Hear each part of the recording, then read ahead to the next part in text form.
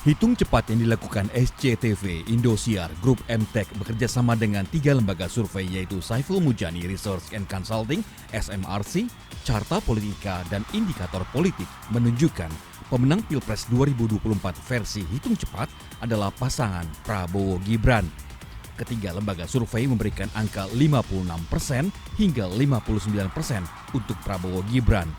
Posisi kedua ditempati oleh Anies Muhaimin dengan 23% hingga 25%. Lalu di tempat ketiga Ganjar Mahfud dengan 16 hingga 17%. Di mata pengamat politik Saiful Mujani, kemenangan Prabowo Gibran dinilai karena pengaruh dukungan dari Presiden Jokowi. Adalah apakah Pilpres ini 1 putaran atau 2 putaran.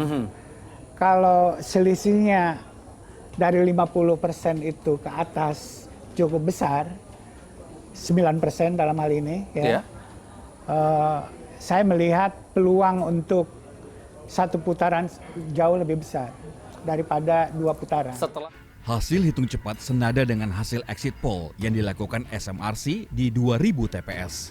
Pemilih yang diwawancara setelah keluar dari TPS menunjukkan hampir 55% memilih Prabowo Gibran, 23% ke Anies Muhaimin, dan hampir 14% suara ke Ganjar Mahfud.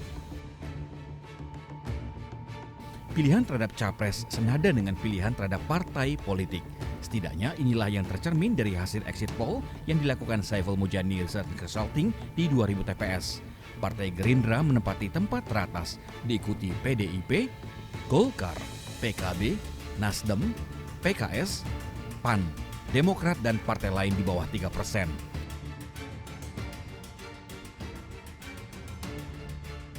Terhadap hasil pemilu yang telah didapatkan dalam exit poll menunjukkan 90% pemilih menyatakan pemilu yang dilaksanakan telah memenuhi asas jujur dan adil.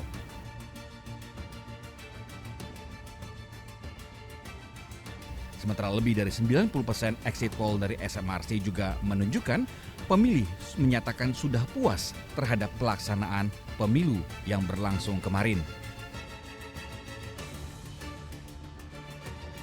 Ya, hasil hitung cepat telah didapat.